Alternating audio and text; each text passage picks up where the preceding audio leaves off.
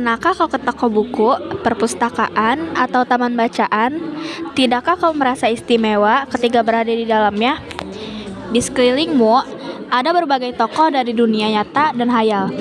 Tempat yang pernah kau kunjungi dan yang belum, informasi dan cerita dari masa lalu, masa kini, dan masa depan. Semua berpadu. Semua berada dalam genggamanmu.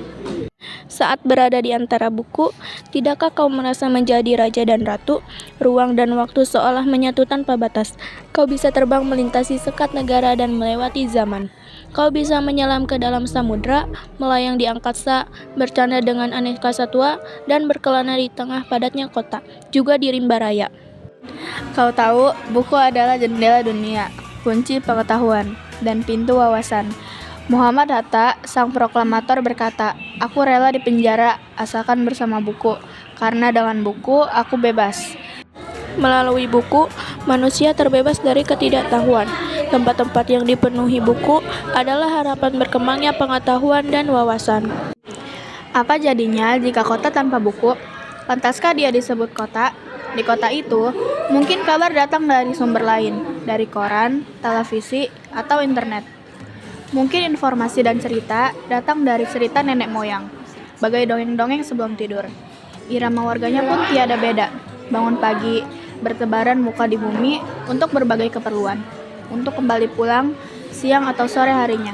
Setelah itu, mereka berangkat tidur dan memulai lagi hari berikutnya. Semua serupa. Di kota itu, mungkin ada bangunan bernama perpustakaan.